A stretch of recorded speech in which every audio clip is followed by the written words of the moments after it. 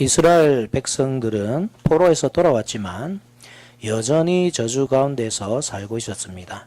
그 이유는 그들이 전심으로 여호와께 돌아오지 않았기 때문인데, 그러한 사실은 생각지도 않고 단지 하나님께서 복을 주시지 않는다고 생각하여 하나님의 사랑을 의심하였습니다.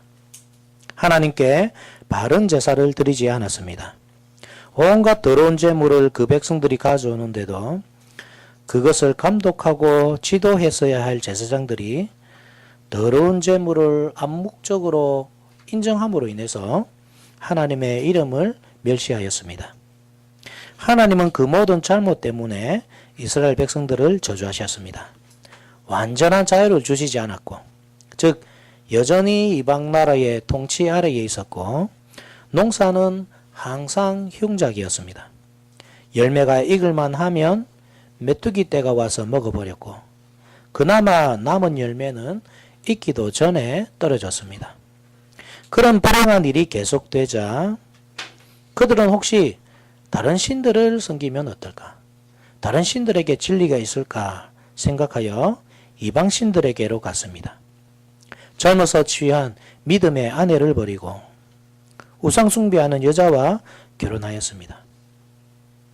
그것은 거룩한 백성을 생산해야 하고 하나님께서 약속하신 여자의 후손이 오시는 길을 마련해야 하는 사명을 망각한 행동이었습니다. 그들은 불신교로서 하나님의 구속 역사를 가로막는 불신앙적인 행동을 저지르고 있었던 것입니다. 거기에 대해서 하나님을 비방하였습니다. 하나님은 악인을 좋게 보시고 그 행위를 기뻐하신다고, 정의를 이야기하시지만 정의가 없는 분이시라고 비방하였습니다. 정의에 하나님이 어디 가셨냐고 조롱함으로써 하나님을 괴롭게 만들고 있었던 것입니다.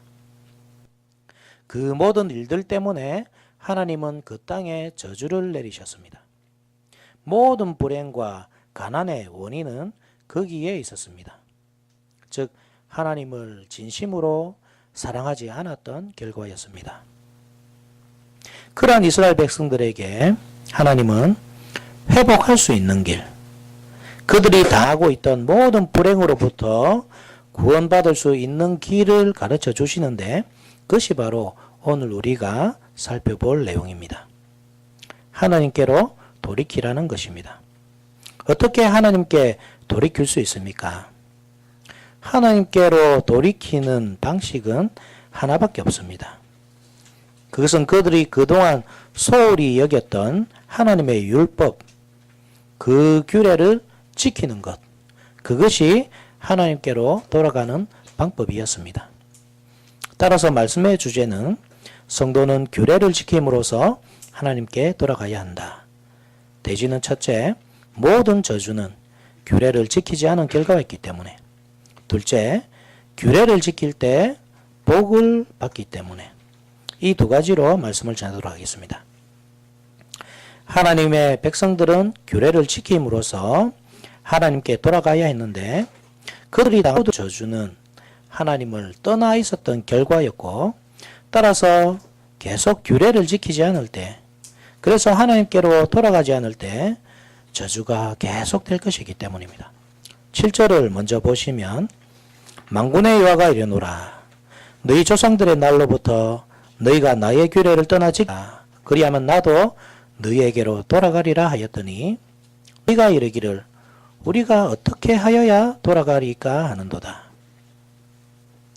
이스라엘 백성들은 계속 그들이 불행하게 살 수밖에 없는 이유를 하나님께 돌리고 있었습니다.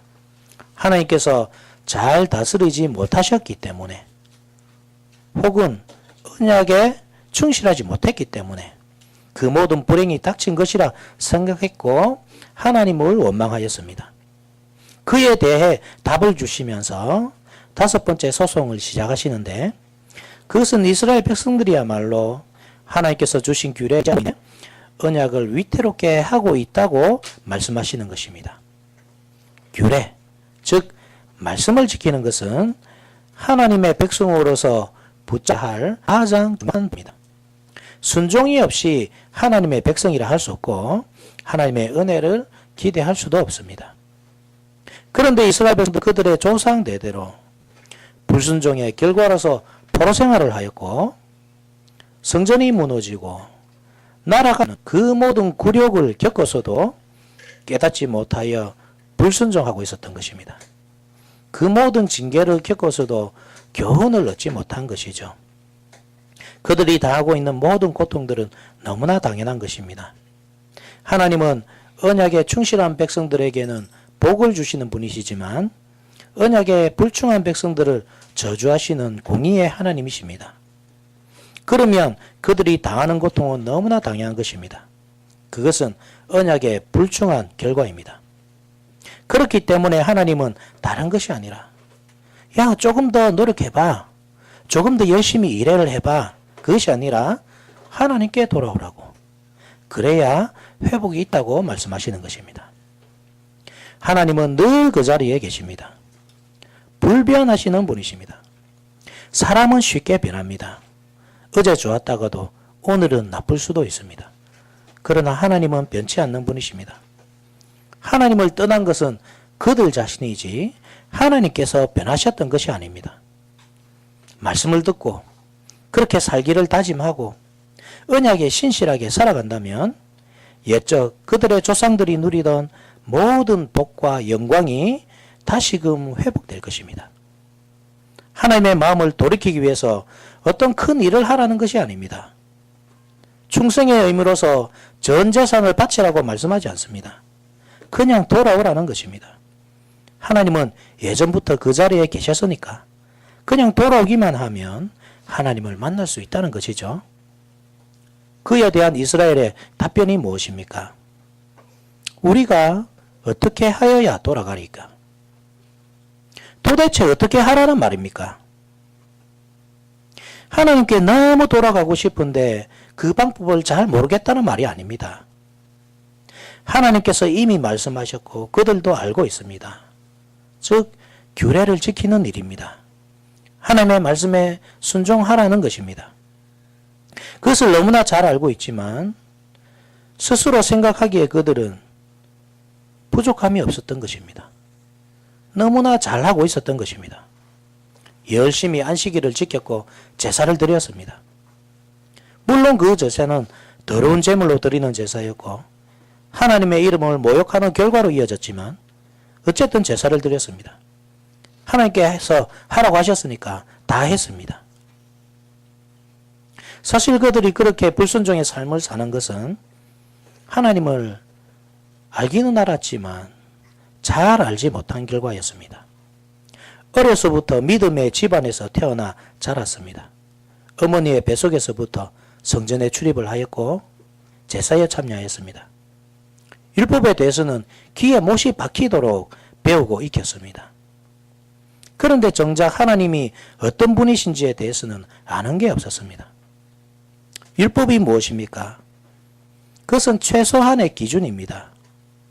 어린 양의 제물로 하나님께 드려라. 그 말은 그 한 마리만 하나님의 것이고 나머지는 다 네 것이다. 그 말이 아니라 모든 것이 하나님의 것임을 알고 인정해라. 항상 하나님의 은혜에 감사하며 살아라. 하나님께 내 모든 것을 드려라. 너 자신을 드려라. 그런 의미라는 것이죠. 살인하지 말라. 아, 사람만 안 죽이면 되는구나. 그래서 죽지 않을 만큼만 때렸단 말입니다. 40에서 하나 감한매. 그러한 개념에서 나오는 것입니다. 고린도전서 11장 24절에 유대인들에게 40에서 하나 감한매를 5번 맞았으며 사도 바울의 이야기거든요. 매를 때려서 사람이 죽게 되면 6번째 계명을 어기는 것이니까 딱 죽지 않을 만큼만 때리는 것입니다. 40에 하나 감한매라는 말이 그 말입니다. 39대. 40대를 넘기는 것은 죽일 의도라고 해석한 것이죠. 그런데 예수님께서는 그 율법을 어떻게 해석하셨습니까? 한 대도 때리지 말라고. 심지어 형제에 대해 나가라고 욕해도 죄가 되고 미련한 놈이라고 하면 지옥 형벌에 처하게 될 것이라고 말씀하셨던 것입니다. 무슨 말씀입니까?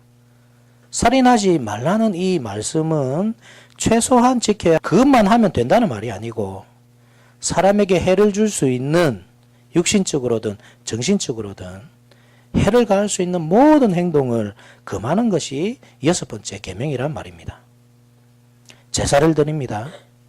어차피 죽이고 불에 태워서 없어질 것, 좋은 것들은 시장에 가서 팔아야 하니까 제일 재구실 못하는 것 가져다가 제물로 드립니다. 이것은 최소한도 아니고 아예 하나님의 제사를 멸시하는 행위였습니다. 그러면서 하나님께 할 도리는 다 했다고, 우리는 할 도리 다 했으니까 이제는 하나님께서 도리를 하셔야 한다고, 우리에게 복을 주소서, 우리의 원수들을 물리쳐 주소서, 아무 이유 없이 아내를 버리고 이혼을 해도, 이방 여인들과 혼인언약을 맺고 불신자들을 생산해도, 가끔 이방 제사의 자리에 혹시 진리가 거기 있을까 하여 발과 아세라가 복을 줄까 기대하며 기웃거려도, 그것은 이방 문화 탐방이니까 견문을 넓히기 위해서 그럴 수도 있지. 그래도 나는 그리스도인이니까, 그래도 힘든 일 있으면 하나님을 찾고 기도부터 하는 사람이니까 행동이야 어떻게 할 값에, 마음으로는 신앙이 가장 중요하다고 생각하는 사람이니까 자신의 신앙에 아무런 문제가 없다고 생각했던 것입니다. 그런 그들에게 주시는 말씀이 8절 말씀입니다. 8절을 함께 읽어봅시다. 8절 시작. 사람이 어찌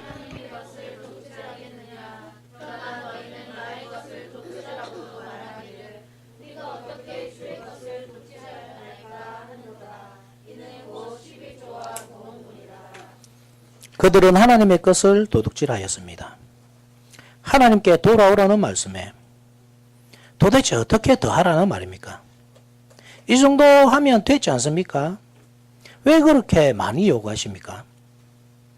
반항적인 어조로 반문하고 있는 그 백성들에게 하나님은 너희들이 하나님의 것을 도둑질하였느니라 말씀하시는 것이죠.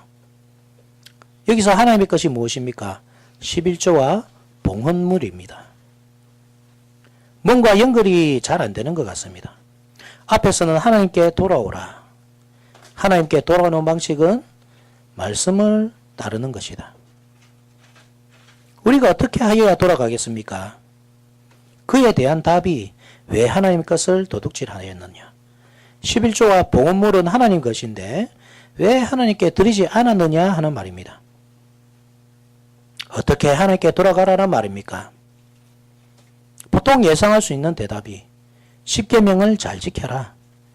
겉으로만 순종하지 말고 마음으로 순종해라. 회개해라. 혹은 제사를 바르게 드려라. 가장 좋은 것을 하나님께 드려라. 그래야 하나님이 기뻐하신다. 이런 것들이지 않습니까? 여기서 갑자기 11조에 대한 말씀이 나오는 이유가 무엇입니까? 그 이유는 간단합니다. 11조가 말씀을 지키는 것. 그래서 하나님께로 돌아가는 것과 깊은 관련이 있기 때문입니다. 당시 이스라엘 백성들은 먹고 살기 힘들다는 이유 때문에 하나님께 정당한 제사를 드리지 않았습니다. 좋은 것은 제쳐두고 쓸모없는 것들로 제물로 삼아 하나님께 드렸습니다. 그것은 제사를 하찮게 여김으로써 하나님의 이름을 멸시하는 결과로 이어졌습니다.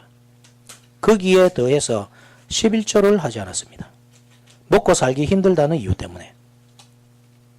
구약의 성도들은 왜 11조를 했습니까?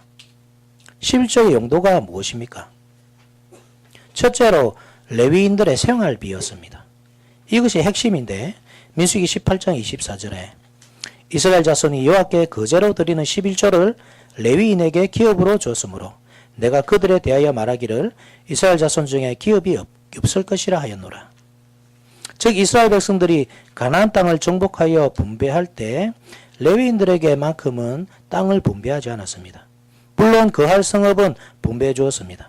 여호수아서를 보게 되면 레위인들이 거주할 성읍 48개, 48성읍이 레위인에게 주어졌다는 사실을 알 수 있습니다. 그렇지만 그것은 생업을 위한 용도가 아니었습니다. 레위인들은 하나님의 일에 전무해야 했기 때문에 다른 직업을 가질 수 없었죠. 그래서 나머지 지파들이 11조를 드림을 통해서 그들의 생활비를 충당하도록 하였던 것입니다. 두 번째로 예루살렘 여행을 위한 용도였습니다. 이거는 우리 같이 한번 찾아봅시다. 신명기 14장. 신명기 14장 22절에서 26절입니다.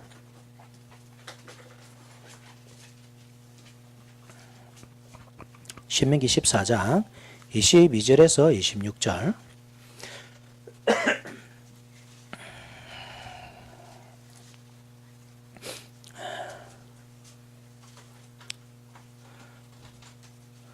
찾으셨으면 우리 한 구절씩 한번 읽어봅시다.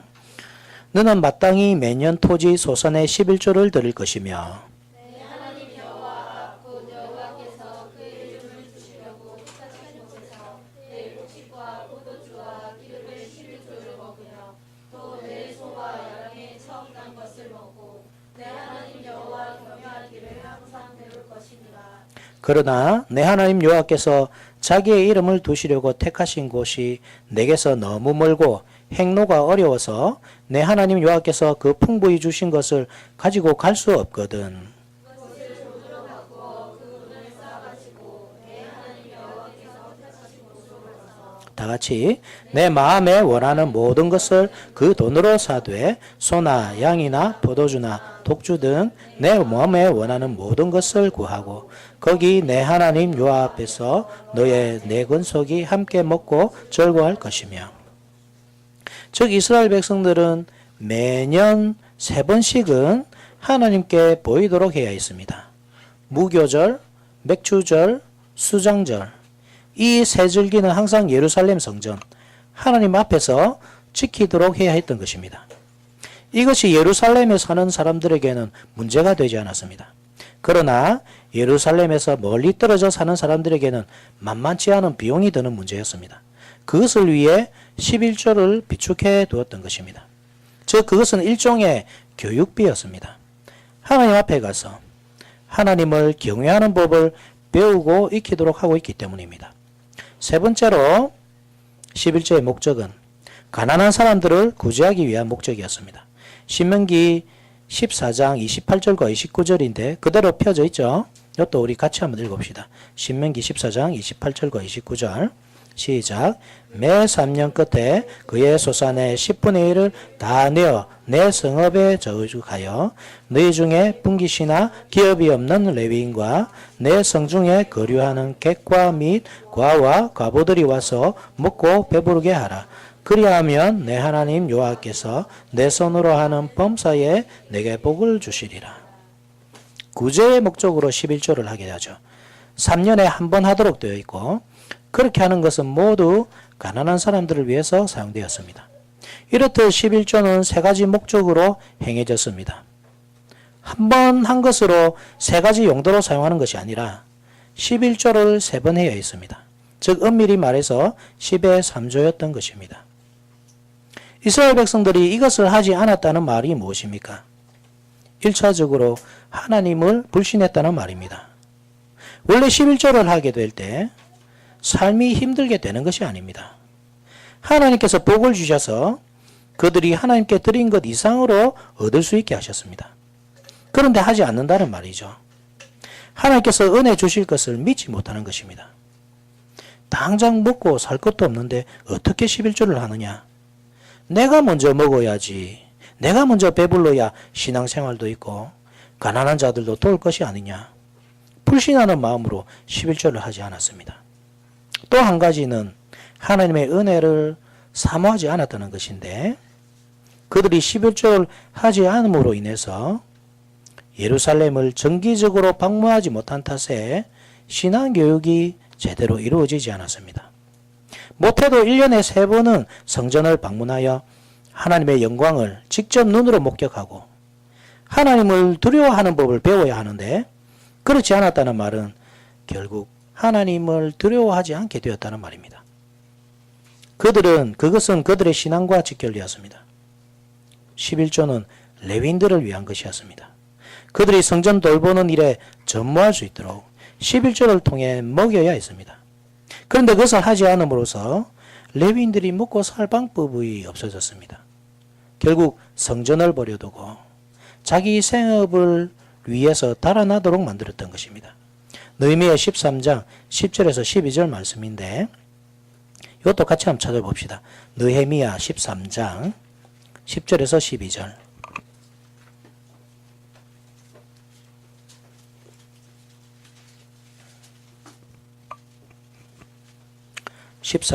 느헤미야 13장 10절에서 12절. 이것도 같이 한번 읽어봅시다. 내가 또 알아본즉 레위 사람들이 받을 몫을 주지 아니하였으므로 그 직무를 행하는 레위 사람들과 노래하는 자들이 각각 자기 밭으로 도망하였기로.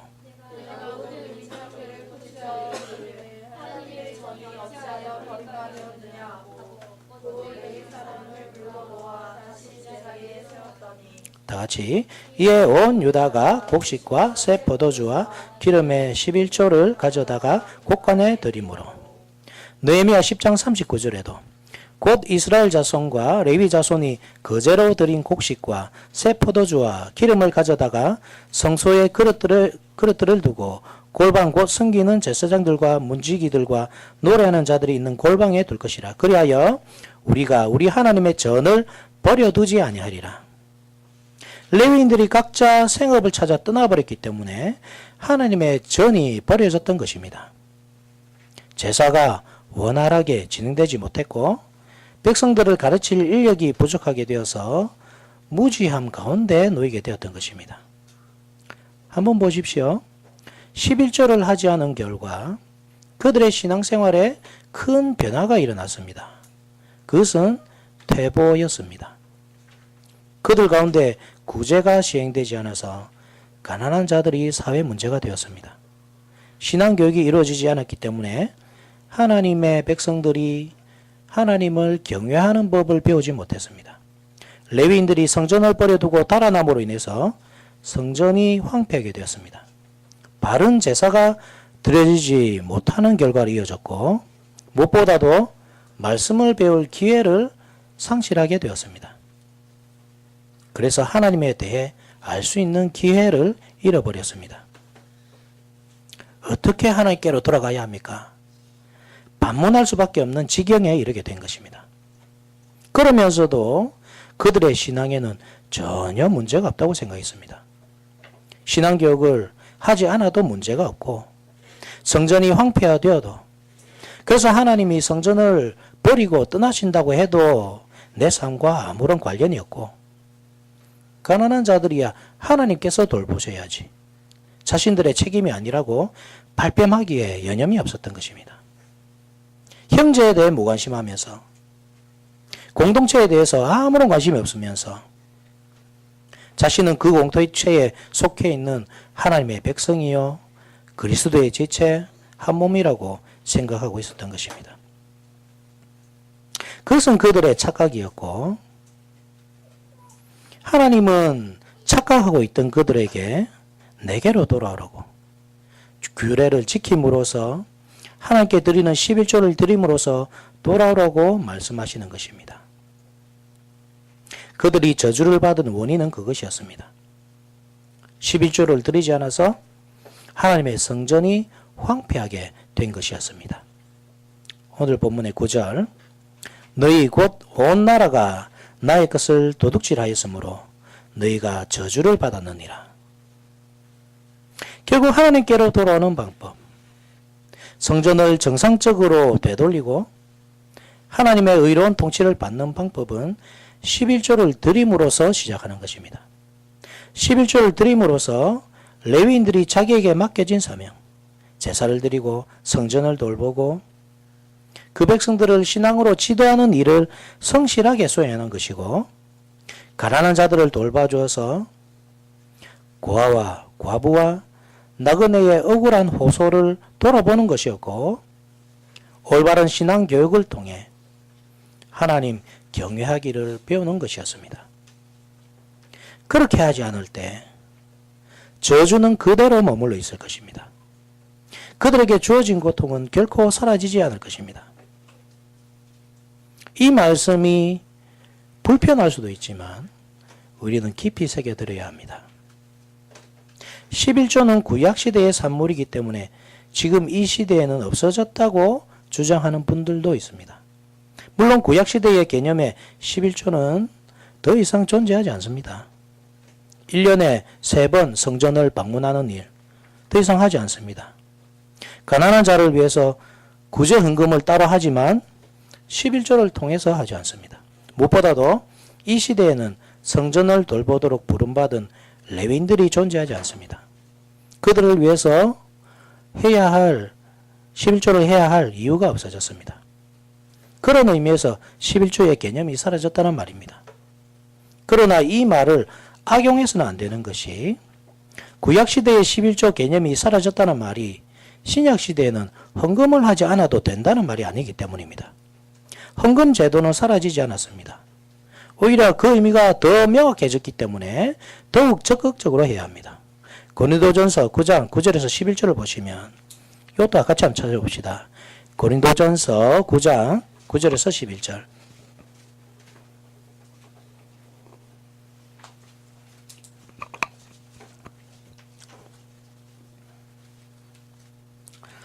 한 절씩 같이 읽어보겠습니다. 모세의 율법에 곡식을 밟아 떠는 소에게 망을 씌우지 말라 기록하였으니 하나님께서 어찌 소들을 위하여 염려하심이냐.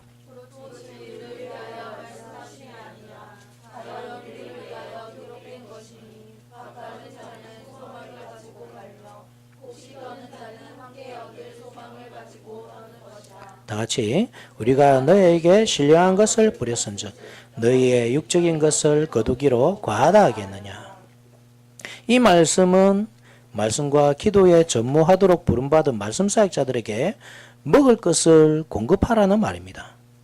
곡식을 밟아 뜨는 소에게도, 즉 추수하는 일에 동원된 짐승에게도 추수 곡식을 먹을 권리가 있다는 말입니다. 하물며 하나님의 말씀을 위해 부름받은 일하는 하나님의 일꾼들이 먹을 권리가 없겠느냐, 그 말입니다. 또한 고린도후서 9장 7절을 보면 각각 그 마음에 정한 대로 할 것이요 인색함이나 억지로 하지 말지니 하나님은 즐겨내는 자를 사랑하시느니라. 헌금을 하는 원리는 즐겁게 하는 것입니다. 말라기 시대에 저주받은 이스라엘 백성들처럼 마지 못해 드리는 것이 아니고 그것마저도 하지 않아서 책망받을 일을 하지 말고 기쁘고 즐겁게 모든 것이 하나님의 은혜라는 사실을 마음속 깊이 고백하면서 하라는 것입니다. 하나님은 인색하게 하는 것, 억지로 내는 것을 싫어하시고 그러한 헌금을 받지 않으십니다. 11조는 구약의 산물이지만 그것이 없어져야 한다는 뜻이 아닙니다. 그것은 최소한의 기준입니다. 신약의 성도들은 더 잘해야 합니다. 그것이 하나님의 뜻입니다. 헌금을 쓰는 원리는 동일합니다. 성전을 돌보는 레위인은 없어졌지만 교회를 돌보는 목회자는 존재하고 1년에 3차례씩 해야 하는 성전 방문도 사라졌지만 신앙교육, 하나님을 두려워하는 법은 교회를 통해 계속 배워야 하며 가난한 자, 우리가 돌봐야 할 형제들도 여전히 우리 가운데 있기 때문입니다. 요즘 목사 없는 교회들이 있습니다. 일반 성도들이 돌아가면서 예배 인도도 하고 설교도 하고 합니다. 그것이 가능합니까? 무슨 큰일이 있겠느냐 생각하시는 분도 있을지 모르겠습니다. 그런데 원래 목회자가 없는 교회는 교회가 될 수 없습니다. 교회라는 이름을 가질 수는 있지만 허위 교회라고 해서 참 교회와 구분을 합니다. 그런데 원래 목회자가 없는 교회는 교회가 될 수 없습니다. 그래서 허위 교회라고 구분하는 것입니다. 왜냐하면 참 교회의 기준은 건물이나 사람이 아니기 때문입니다. 간판 걸어놓고 십자가 달아놓고 그렇다고 다 교회가 아니라 참 교회의 표지가 있어야 됩니다. 그것이 무엇이죠? 말씀과 성례와 권징입니다. 그런데 이러한 것들은 목사 없이 할 수 없는 것들입니다. 목사 없이 말씀이 있습니까? 목사가 없는 교회에서 성례를 시행할 수 있습니까? 제가 어디 가고 우리 전도사님이 이 자리에 앉아있다고 하면 오늘 성례를 할 수 있습니까? 없습니다. 목사 없이 합법적인 권징이 있습니까? 아무나 자기 마음에 안 든다고 야, 니 교회 나가 이렇게 할 수 있습니까? 그것은 불가능합니다. 그래서 아무리 교회라는 이름을 가졌어도 목회자가 없는 교회는 허위 교회인 것입니다. 가짜라는 말입니다. 결국 이스라엘 백성들이 11조를 통해 하던 일들을 잘 살펴보면 이 세 가지 교회의 표지와 연관이 된다는 것을 알 수 있는데, 레위인들을 먹이고, 말씀이죠. 가난한 자들을 돕고, 성례죠. 예수님께서 가난한 우리에게 먹을 것을 주시고 입을 것을 주셨습니다. 또한 하나님을 두려워하는 법을 배우고, 권징이죠. 즉 이스라엘 백성들이 11조를 바르게 할 때 참교회의 표지들이 그들을 통해 드러나게 되었던 것입니다. 하나님께서 주실 복이란 단순히 잘 먹고 잘 살게 되는 것이 아니었습니다. 참된 복은 그러한 교회, 말씀과 성례와 권징이 살아있는 참교회를 상속하게 될 것이라는 것이었습니다. 우리가 11조를 해야 하는 이유도 다르지 않습니다. 목회자 좋은 일만 시키네, 그것이 아니라 교회가 교회답게 세워져 나가는 일에 동참하는 것이고, 참교회를 사모한다는 그러한 신앙 고백이 그 속에 들어있는 것입니다. 그러한 성도들에게, 참교회를 사모하는 성도들에게 하나님은 참된 복, 참교회를 상속하게 되는 복을 허락하실 것입니다. 두 번째로, 하나님께서 명하시는 규례를 잘 배우고 그것을 지키게 될 때 그것은 결국 복이 되어서 우리에게 돌아온다는 것인데, 10절 말씀을 함께 한번 읽어봅시다. 10절 시작. 너희의 온전한 11조를 창고에 들여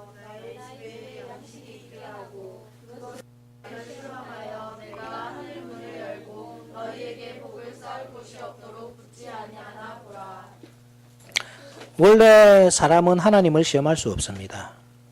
그러나 이 경우에는 시험해 보라고 하죠. 어떻게 시험합니까? 하나님의 창고에 11조를 들여서 하나님의 집에, 즉 성전에 양식이 있게 해보라는 것입니다. 즉 성전에는 원래 골방이 있습니다. 그곳에 11조를 채워 넣으면 레위인들의 생활비로 쓰였다는 것이죠. 앞서 살펴봤듯이 느헤미야 10장 37절에서 39절에 또 처음 익은 밀의 가루와 거짓물과 각종 과목의 열매와 새 포도주와 기름을 제사장들에게로 가져다가 우리 하나님의 전에 여러 방에 두고 또 우리 산물의 11조를 레위 사람들에게 주리라 하였나니, 이 레위 사람들은 우리의 모든 성읍에서 산물의 11조를 받는 자임이며, 레위 사람들이 11조를 받을 때에는 아론의 자손 제사장 한 사람이 함께 있을 것이요, 레위 사람들은 그 11조의 10분의 1을 가져다가 우리 하나님의 전 곳간의 여러 방에 두되 곧 이스라엘 자손과 레위 자손이 거제로 드린 곡식과 새 포도주와 기름을 가져다가 성소에 그릇들을 두는 골방, 곧 섬기는 제사장들과 문지기들과 노래하는 자들이 있는 골방에 둘 것이라. 그리하여 우리가 우리 하나님의 전을 버려두지 아니하리라. 하나님께 11조를 올바르게 드리고, 그래서 레위인들이 생활비 걱정 없이 선정 봉사에 전무하게 될 때 그들에게 복이 되어서 돌아온다는 말입니다. 즉 그들은 저주를 받고 있던 중이었거든요. 하나님의 성전을 황폐하게 만들고 하나님께 전혀 주의를 기울이지 않고 그것이 문제인지도 모르고 살았다는 말입니다. 그 결과 저주가 그들의 생활 전반에 미치고 있었던 것입니다. 11절에 만군의 여호와가 이르노라, 내가 너희를 위하여 메뚜기를 금하여 너희 토지 소산을 먹어 없애지 못하게 하여. 이 말씀이 무슨 말씀입니까? 현재 메뚜기들이 그들의 토지 소산을 다 먹고 있다는 말입니다. 마치 애굽에 10가지 재앙이 임했을 때 메뚜기 떼가 와서 애굽의 농작물들을 다 먹어치웠듯이 유다에게도 그러한 저주가 임하고 있다는 말입니다.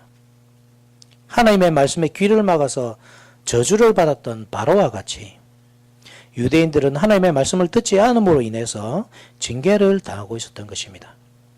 벌써 메뚜기 하면 그 사건이 떠올려야 하는 것이죠. 아, 우리가 징계를 받고 있는 중이구나. 하나님께서 진노하셨구나. 그래서 더 큰 징계가 임하기 전에 회개하여 돌이켜야 했던 것입니다. 이어서 너희 밭에 포도나무 열매가 기한 전에 떨어지지 않게 하리니. 열매가 있기도 전에 떨어지고 있었다는 말입니다. 그래서 그러한 일이 일어나지 않도록 해주겠다고 약속하시는 것이죠. 익지 않은 열매. 곧 싹을 틔우려고 하던 열매는 메뚜기들이 와서 먹어버렸습니다. 메뚜기가 먹고 남긴 것, 그나마 달려있던 것들은 익기도 전에 떨어져 버렸습니다. 1년 내내 고생해서 농사를 지어봐도 그들 입에 들어가는 것은 하나도 없었던 것입니다. 메뚜기가 먹고 열매는 기한 전에 떨어지고, 이 모든 현상들이 보여주는 것이 언약의 저주죠. 신명기 28장 38절에서 40절. 내가 많은 종자를 들에 뿌릴지라도 메뚜기가 먹음으로 거둘 것이 적을 것이며, 내가 포도원을 심고 가꿀지라도 벌레가 먹음으로 포도를 따지 못하고 포도주를 마시지 못할 것이며, 내 모든 경내에서 감람나무가 있을지라도 그 열매가 떨어짐으로 그 기름을 내 몸에 바르지 못할 것이며. 그들은 언약의 저주를 받고 있는 중이었습니다. 하나님의 말씀을 가벼이 여기고 가르침을 받으려 하지 않고, 그래도 자신의 신앙에는 아무 문제가 없다고 생각함으로 말미암아 하나님께서 주시는 저주 가운데서 고통을 겪고 있었던 것입니다.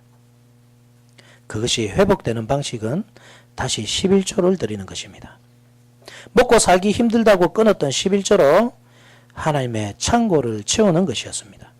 그렇게 함으로써 레위인들이 다시 성전으로 돌아오도록 만들고, 레위인들이 생계에 대해 걱정하지 않고 하나님의 성전을 돌보도록 하는 것, 성도들을 가르치고 돌보는 역할을 충실히 수행하게 만들 때 먼저 그들 스스로가 신앙적으로 성숙하게 될 것인데, 레위인들이 그들을 올바르게 지도함으로써 그렇게 될 것입니다. 레위인들이 성전을 잘 돌봄으로써 하나님이 계신 성전이 거룩하게 유지될 것이고, 하나님은 기꺼이 그 백성들과 동거하실 것입니다. 성전이 회복되고 말씀이 가르쳐짐으로써 하나님의 참된 통치가 실현될 것입니다. 하나님을 두려워하는 법을 그 자녀들이 배울 것이고, 그동안 소외되었던 가난한 자들이 적절한 보호와 보살핌을 받음으로 인해 하나님의 공의가 실현될 것입니다. 이 모든 일들을 통해 이스라엘은 아름다운 나라가 되고 이방 나라들은 그 나라를 사모하게 될 것입니다. 12절이죠. 같이 읽어봅시다. 시작. 너희 땅이 아름다워짐으로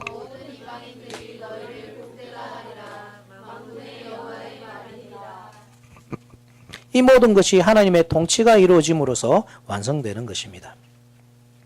11조를 이야기하는 것 같지만 말씀을 사모하고 성전을 사모하고 하나님 나라를 사모하라는 말입니다.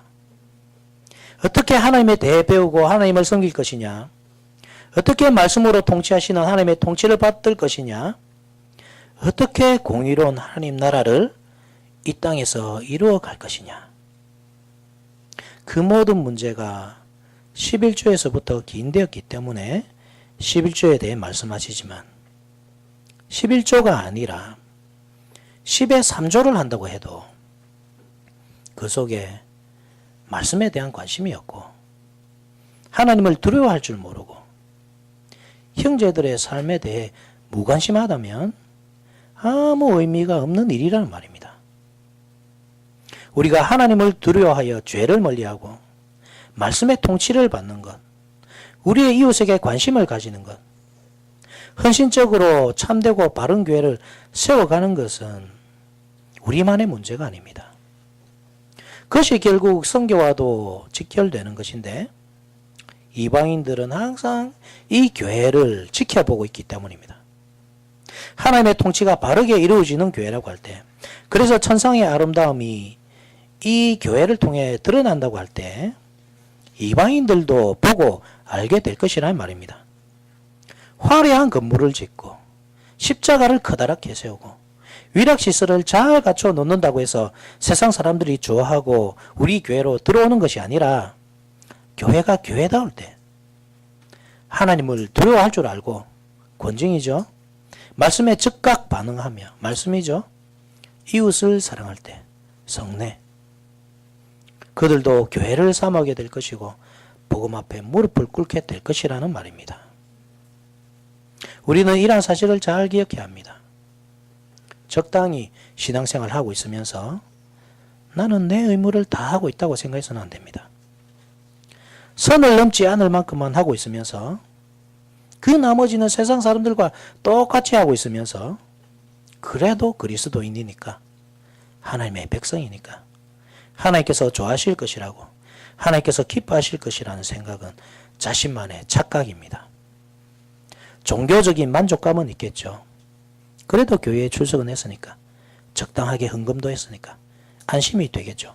그런데 그 안심이라는 것이 만족감이라는 것이 내 내면에서부터 시작되었다고 한다면 아무런 유익이 없음을 알아야 합니다. 때로는 위선자들도 구원의 확신을 가집니다. 그렇다고 구원을 얻는 것은 아닙니다. 스스로 위로하고 만족하는 것 그 이상도 그 이하도 아닙니다. 참된 확신은 하나님께서 주시는 것입니다. 하나님께서 주실 때 그것이 참된 것이라 할 수 있습니다. 즉 참된 확신은 내면에서부터 우러나오는 것이 아니라 전적으로 외부에서부터 주어지는 것입니다. 하나님께서 주시는 것입니다. 진실된 마음으로 하나님을 사랑하고 말씀을 사랑하고 교회를 사랑하고 이웃을 사랑하여 섬길 때 하나님을 사랑하기 때문에 말씀을 사랑하기 때문에 즐거이 헌금을 하고 교회를 사랑하고 이웃을 사랑하기 때문에 기쁘게 헌신을 할 때 하나님께서 참된 위로를 주신다는 말입니다. 우리는 그러한 복을 기대해야 됩니다. 엉뚱한 것이 아니라 먹을 것이 풍성하고 월급을 많이 받고 자식들이 잘 되고 그런 것이 아니라 말씀의 위로를 받는 복을 기대해야 합니다. 바른 교회가 세워지는 복. 그래서 하나님의 통치가 민감하게 일어나는 복을 기대해야 합니다. 하나님께서 주실 것입니다. 하나님을 진심으로 사랑하는 자에게 말씀을 귀하게 여기고 죄를 미워하며 이웃에게 관심을 기울이는 자, 그가 참된 복을 누리게 될 것입니다. 하나님께서 그 은혜를 그들의 창고에 가득히 채워주실 것입니다. 말씀을 맺겠습니다. 하나님께서 요구하시는 것은 돈이 아닙니다. 내가 돈이 필요하니까 10분의 1은 나에게 다오. 마치 사람이 그 부모에게 용돈 주듯이 그것을 원하는 것이 아닙니다. 하나님은 우리가 하나님을 사랑하고 하나님 나라를 사모하기를 원하십니다. 그래서 이 땅 위에 참되고 바른 교회를 세우고 그것을 통해 은혜를 누리기를 원하십니다. 우리는 그러한 소망을 가져야 합니다. 그러한 소망 가운데서 신앙생활을 해야 합니다. 11조는 그 가운데의 한 부분일 뿐입니다. 내가 복을 받기 위해서. 안 하면 하나님께서 저주를 주실 것 같으니까 혹은 목사 눈치 보여서 하는 것은 하나님께서 받지도 않으시고 아무런 효력도 없습니다. 하나님을 두려워하고 말씀을 사모하며 이웃을 사랑하는 마음으로 그런 교회가 세워지기를 사모하는 마음으로 드릴 때 그것이 많든 적든 하나님께서 받으실 것입니다. 결국 교회입니다. 참되고 바른 교회입니다. 말씀과 성례와 권징이 살아있는 교회입니다. 그것을 사모하라는 말이고 그것을 사모하는 모든 백성들에게 하나님은 넘치도록 복을 주실 것입니다. 참 교회를 상속해 주실 것이고 그 안에서 말씀의 은혜, 성례와 권징의 은혜를 누리도록 하실 것입니다. 그것을 기대하며 주님의 교회를 위해 참된 마음으로 기쁘게 헌신하며 교회를 섬기는 저와 여러분들이 됩시다. 아멘.